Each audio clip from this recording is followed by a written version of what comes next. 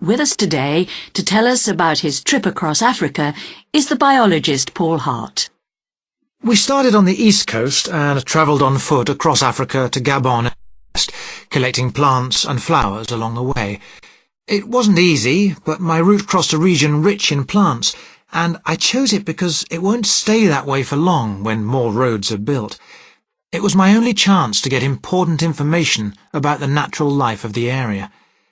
I had a team of 11 scientists. We walked from 6 in the morning, but the forest was so thick it took hours to cut our way through it, and some days we only walked 1 kilometre before dark. Fortunately, we carried special equipment that was very light, and we took as little food as possible, but we were always tired when we put the tents up at night. Sometimes we saw elephants or lions.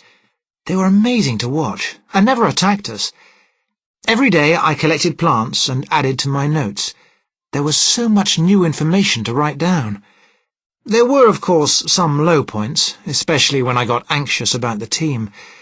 It was my job to make sure everyone got home safely. Towards the end of the trip, I suddenly discovered one day that the food had nearly all gone. It was strange because we'd brought enough dried food with us to last the trip, food that wouldn't ever go bad, and we'd stopped at villages for fresh food too. But then I found that some of the team had eaten much more than they were supposed to. I was angry with them because it was a silly thing to do. Then we started walking again. There were no maps for the area, but we had a local guide. Then one of the team got sick, and we couldn't go any further. We let him rest, but he got much worse. Thankfully, his life was saved by a fisherman who came along the river in a boat and took him to a doctor in the nearest village. Finally, I returned home, and I'm back with my family and friends. I really missed them while I was away, but I learnt so much on the trip, and I'm really glad I went.